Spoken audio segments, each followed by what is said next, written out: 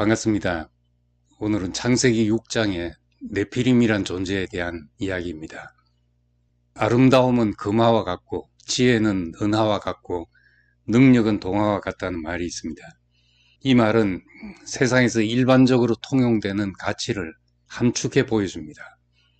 요즘 한국을 방문하는 관광객들이 가장 선호하는 방문지가 피부과와 성형과라고 할 정도로 남녀 가릴 것 없이 아름다워지는 것이 지상 과제인 것처럼 외모에 집착합니다. 지혜와 능력 역시 어디서나 환영받는 가치입니다. 이 중에 어느 하나만 가져도 이 세상을 살아가는데 큰 자산이 될 뿐 아니라 인생에 원하는 것을 선택하며 살 수 있게 만듭니다.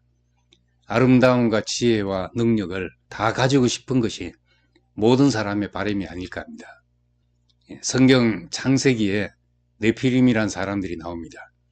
거인이란 뜻인데 그들은 용사였고 고대의 명성 있는 자들이었다라고 기록되어 있습니다.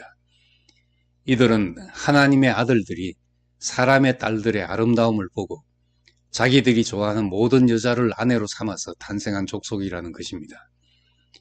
구약에서 하나님의 아들들은 보통 천사를 지칭하는 말입니다. 어떻게 천사가 사람과 결합하여 아들을 낳을 수 있겠습니까? 이것은 서술 형식으로 볼 때 역사라기보다 신화적인 표현입니다. 신화는 역사적 증거가 없고 오늘날 다시 재현될 수 없는 이야기입니다. 그렇지만 의미에 있어서는 어느 시대에나 발견되는 살아있는 이야기이기도 합니다. 이 네피림 이야기는 모든 인간 속에 자리 잡은 심리적 실제입니다. 하나님의 아들들은 능력과 지혜를 가진 자에 대한 고대의 표현이며 사람의 딸들은 아름다움을 대표하는 존재입니다. 두 존재의 결합으로 아름다움과 지혜와 능력을 모두 가진 존재, 이런 사람들을 네피림이라 부르고 있습니다. 네피림 이야기는 역사성이 없는 신화일지 모르지만 오늘날 사람들 속에 강렬한 목표와 동기가 되어 사람을 움직이고 있습니다. 그러다 보니 뛰어난 CEO들의 성공담이나 그들의 지혜, 삶의 방법 같은 네피림 지침서들이 늘 서점가의 베스트셀러입니다. 그런데 성경은 네피림 시대를 포악함이 가득 찬 시대라고 말하고 심지어 하나님이 사람 지으신 것을 후회했다고까지 말합니다. 왜 그런 것일까요? 인간의 성취가 이런 길뿐이라면 얼마나 많은 사람이 실패자가 될 것이며 불만족 속에 살아가겠습니까? 크고 위대하고 대단한 것을 지향하는 사회에서는 성공이나 성취를 이룰 수 있는 사람은 언제나 소수에 불과해서 경쟁을 견디지 못하고 절망하여 인생을 포기하는 사람도 생깁니다. 이런 사람을 루저라고 표현하기도 합니다. 그런데 능력과 위대함이 늘 추구해야 할 가치이고 인간의 연약함이란 꼭 부정적이고 부끄러운 것이겠습니까? 성경은 네피림처럼 거인이 되는 길이 아닌 다른 한 길을 우리에게 보여줍니다. 예수 그리스도는 약하심으로 십자가에 못 박히셨다라고 하였습니다. 연약함 때문에 고난과 죽음의 잔을 받을 수밖에 없었지만 그 죽음을 통해 사람이 인생에서 맺을 수 있는 가장 풍성하고 아름다운 열매를 맺은 것입니다.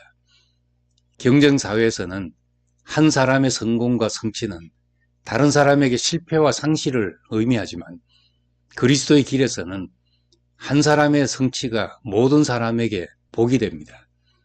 개인의 탁월한 특성으로 이룬 성공에는 다른 사람이 포함될 수 없는데 예수님이 자기 죽음을 통해 열매 맺은 길은 온 인류가 포함되어 갈 수 있는 길이기 때문입니다. 진주와 보석은 상처받고 고난을 겪어서 된 것입니다. 마찬가지로 사람은 연약하여서 고난을 받지만 보석처럼 아름답게 변할 수 있습니다. 죽음이라는 피할 수 없는 숙명이 있어서 인생을 더 농도짓게 살게 됩니다. 연약함 속에 숨어있는 고귀한 가치가 네피림을 지향하는 사회 속에서는 밭에 묻힌 보화처럼 숨겨져 있습니다. 연약해 보이는 여자 속에서 생명이 잉태되고 고귀한 모성애가 나오며 하나님 마음 같은 자식에 대한 끝없는 긍휼이 흐릅니다. 또 누군가를 위로하고 격려할 때는 나의 성공이나 능력보다 나의 연약함이 사람을 살게 하는 능력입니다. 그러므로 진정한 능력, 사람을 살리는 능력은 연약함에서 나온다는 것이 세상에는 감춰진 특이한 비밀입니다. 강한 동물들은 홀로 사는 경향이 있습니다. 반면 인간이 사회적인 동물인 것은 연약한 특성 때문입니다. 어느 인류학자는 인류 문명의 시작을 알리는 상징을 부러졌다가 회복된 흔적이 있는 원시인의 다리뼈를 발견한 것이라고 말했습니다. 야상에서 뼈가 부러질 정도로 큰 부상은 곧 죽음을 의미합니다. 그런데 회복된 흔적이 있다는 것은 상처받은 인간이 죽지 않고 살 수 있도록 옆에서 돌본 흔적이기 때문입니다. 인간은 단순히 힘센 존재가 아니라 공동체를 형성하고 서로 돌볼 줄 아는 존재였음을 말해줍니다.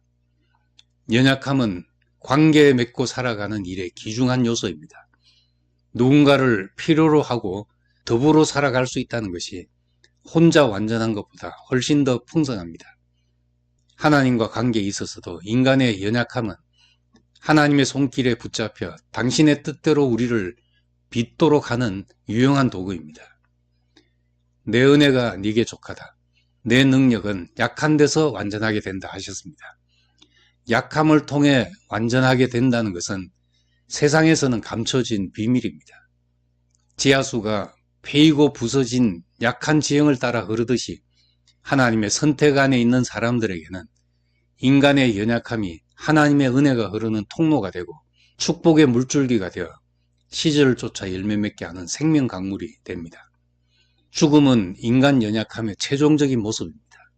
그런데 예수님의 십자가 죽음에서 사망을 이기는 새롭고 산 길이 열림으로써 포악한 네피림의 길이 아닌 다른 길이 인간에게 열렸습니다.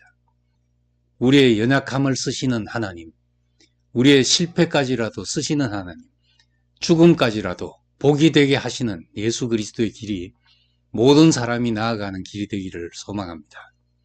감사합니다.